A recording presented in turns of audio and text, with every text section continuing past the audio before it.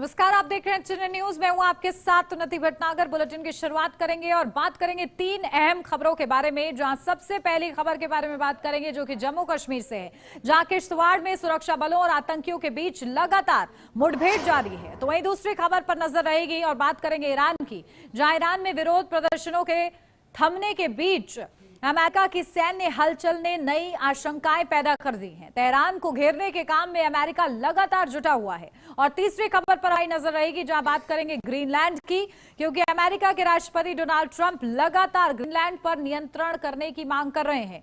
तो वहीं 8 यूरोपीय देश इसका विरोध कर रहे हैं। अब यूरोपीय देशों ने ग्रीनलैंड में सैनिक भेजे हैं। तो इन तीन खबरों पर इस खास बुलेटिन में नजर।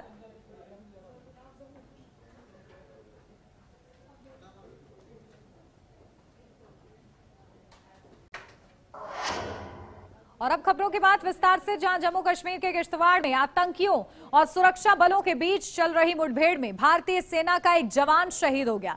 वहीं सुरक्षा बलों ने आतंकियों के एक ठिकाने को उड़ा दिया। सेना और आतंकियों में अभी भी मुठभेड़ जारी है, जहां भारतीय सेना के हवलदार गजेंद्र सिंह 19 जनवरी की रात को चल रहे ऑपरेशन त्राशी 1 के दौरान शहीद हो गए। सुरक्षा बलों के चक्रव्यूह में जैश ए मोहम्मद के कई आतंकी घिरे हुए हैं, जहां सैन्य अधिकारियों ने बताया कि रविवार को किश्तवाड़ जिले के सिंहपोरा इलाके में मुठभेड़ शुरू हुई।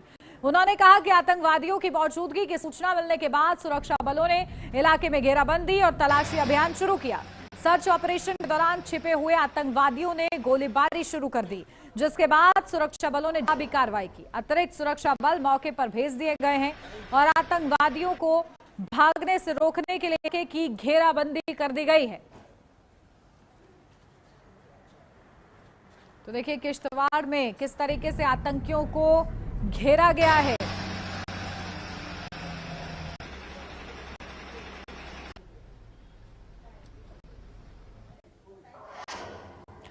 ईरान में बवाल के बाद एक जहां अयातुल्ला अली खामनेई की सरकार कील कांटे दुरुस्त करने में जुटी है, तो वहीं अमेरिका भी तेहरान को चारों ओर से घेरने में लगा हुआ है। कहा यह जा रहा है कि आने वाले दिनों में अगर अमेरिका और ईरान में बात नहीं बनती है तो वाशिंगटन तेहरान पर हमला कर सकता है। वाशिंगटन इस बार ऐसी तैयारी कर रहा है कि जंग की किसी भी सूरत में वह चूक न जाए।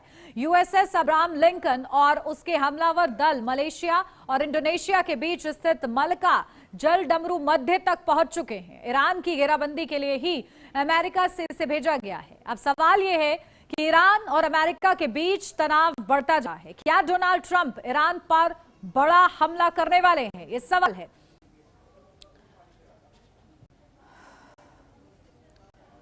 तो देखिए ईरान में लगातार प्रदर्शन हो रहा था और अब जब ये प्रदर्शन की जो अग्नि है वो थोड़ी सी शांत होने की ओर इशारा कर रही है, लेकिन इस बीच भी अमेरिका और ईरान के बीच जो तनाव है वो लगातार बढ़ता हुआ नजर आ रहा है।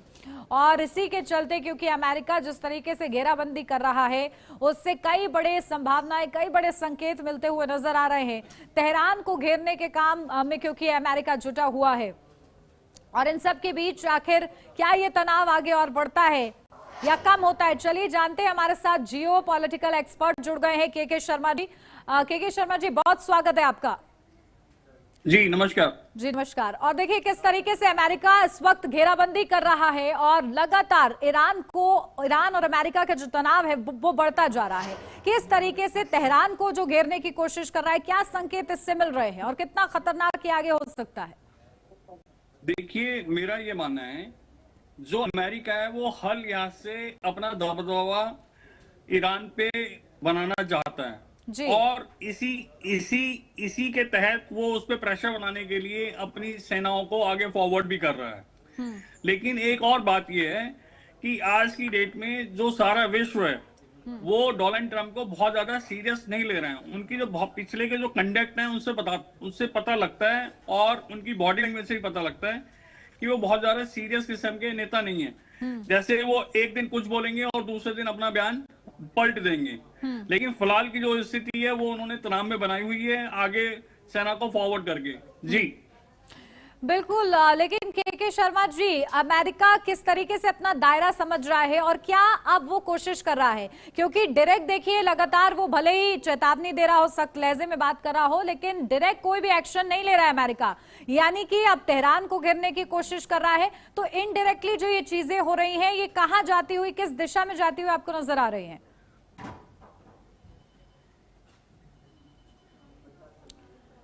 चलिए, शायद के शर्मा जी से संपर्क टूट गया हमारा, दोबारा से कोशिश करेंगे। लेकिन इस बीच आपको बता रहे हैं, जहां ईरान पर हमला कर सकता है क्या अमेरिका, ये सबसे बड़ा सवाल है। ठीक है, हमारे साथ के शर्मा जी एक बार फिर से जुड़ गए हैं। के शर्मा जी, देखिए अमेरिका आगे क्या चाहता है और क्या कोशिशें वो कर रहा है, क्या हथकंडे वो अपना रहा है? उन्नति जी, देखिए जैसे मैंने बार बार मैं बोल रहा हूं, अमेरिका हर लिहाज से ये चाहता है कि उसकी जो दबदबा है, उसकी जो बादशाही है, वो सारे देशों में मानी जाए। और इसी के चलते वो ईरान पे प्रेशर बना रहा है कि नहीं, आप जो व्यापार है ये हमारी शर्तों के हिसाब से करो। और खुमानी साहब को हटा के वो अपना पहला रजवी जी को बैठाना चाहे, जो कि उसके दिशा निर्देश पे काम करेंगे। तो मुझे इसमें कोई मंशा नहीं लगती कि हो सकता है अमेरिका और कदम आगे बढ़ के ईरान पे हमला ही कर दे।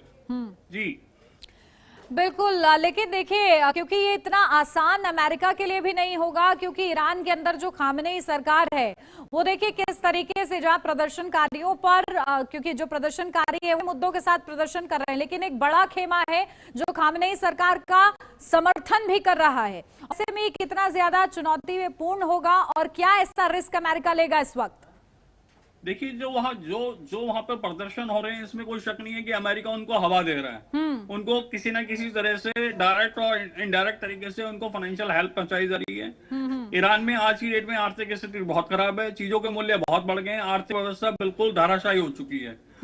तो जो इस टाइम ईरान को, जो खुमानी को जो सपोर्ट कर रहे हैं, वो लोग हैं जो कट्टर इस्लामीकरण के पक्ष में हैं। जी। कुछ लिबरल फ्रंट है जो चाहते हैं कि यहाँ पे कट्टर इस्लामीकरण ना हो और व्यापार खुले तौर पे हो, जिससे कीमतें जो है सेटल हो जाएं और अमेरिका से उनके संबंध ठीक हो जाएं।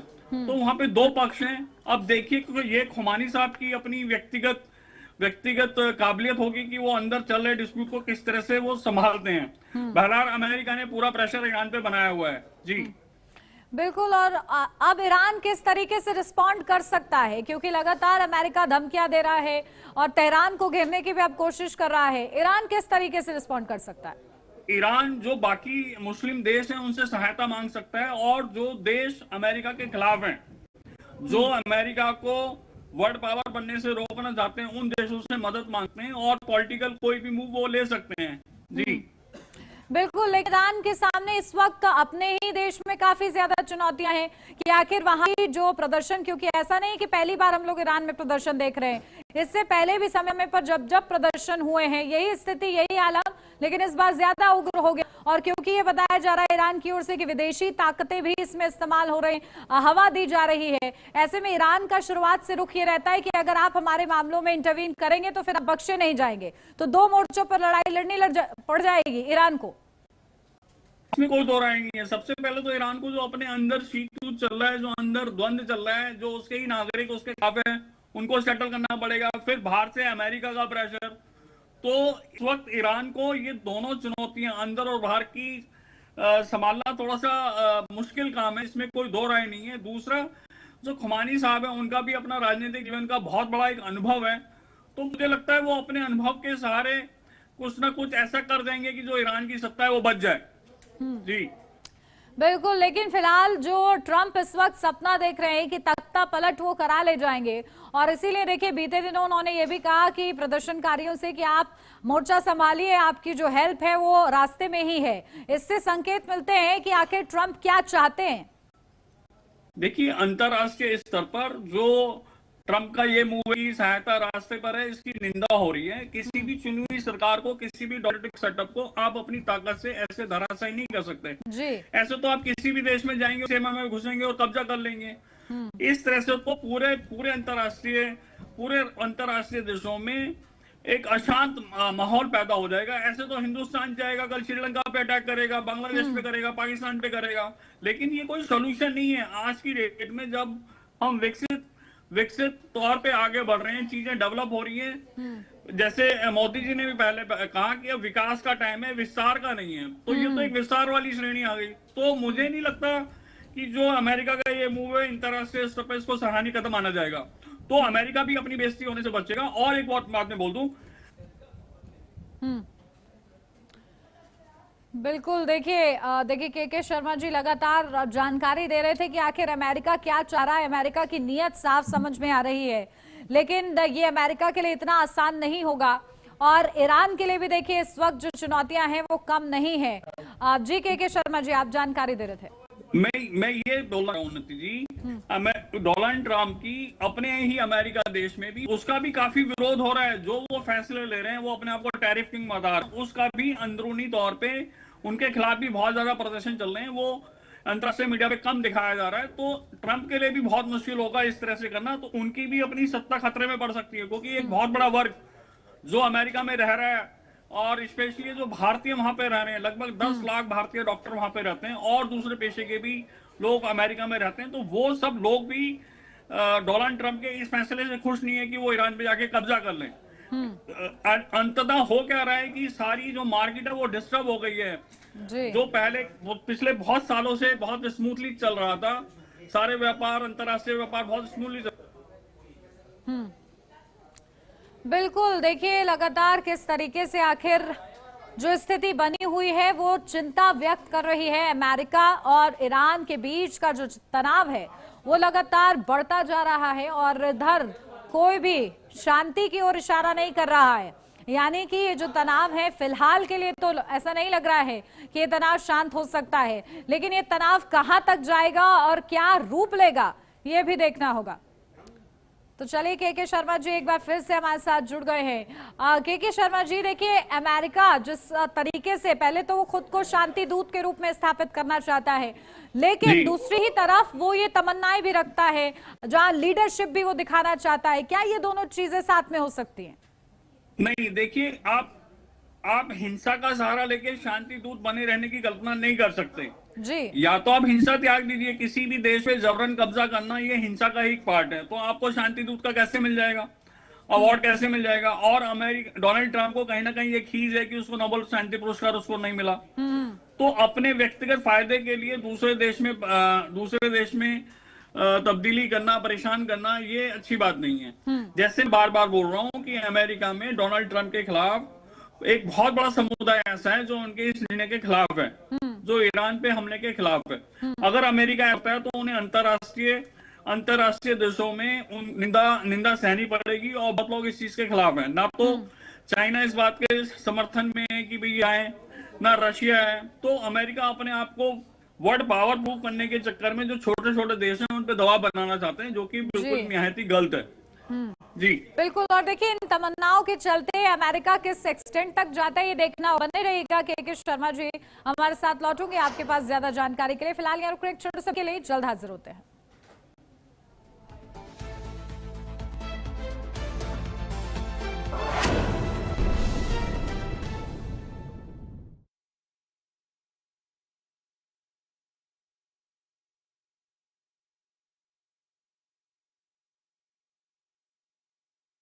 अब भी मजा आएगा ना वीडियो।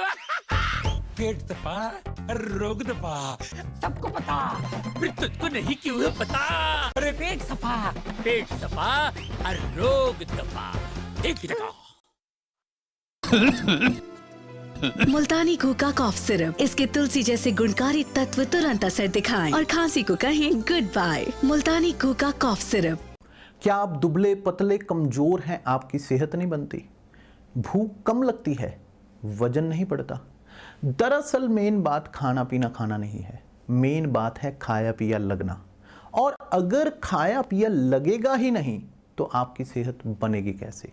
इसलिए हमारी संस्था सन्यासी आयुर्वेदा ने एक ऐसी दवा का निर्माण किया है जो कि आपके लिवर, आपके पाचन तंत्र को दुरुस्त करने का काम करती है, ताकि आप जो भी खाएं उसका पूरे का पूरा निचोड़ आपके शरीर को लगे, आपकी भूख बढ़े, खाया पिया सही से लगे, नया खून बने, हड्डियों में जान आए, वजन बढ़े और आप मोटे तगड़े खूबसूरत पर्सनैलिटी के मालिक बन जाए। सिर्फ 655 रुपए की पूरे 1 महीने की दवा होती है और आप इसे घर बैठे 01145454545 पर फोन करके दवा मंगवा सकते हैं।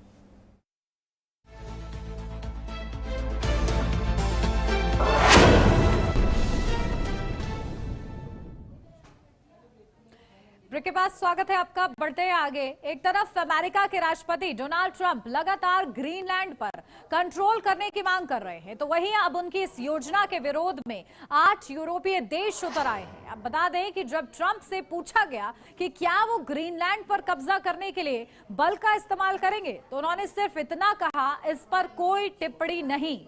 ट्रंप की ग्रीनलैंड पर कब्जे की धमकी के बीच डेनमार्क ने भी ग्रीनलैंड में अतिरिक्त सैनिक तैनात कर दिए हैं। जानकारी के मुताबिक कई विमान डेनमार्क के सैनिकों और सैन्य उपकरणों को लेकर ग्रीनलैंड पहुंचे हैं। जानकारी के मुताबिक पिटोफेक स्पेस बेस पर पहुंचने वाला यह विमान अमेरिका और कनाडा के ठिकानों से संचालित अन्य विमानों के साथ मिलकर लंबे समय से तय रक्षा गतिविधियों में शामिल होगा।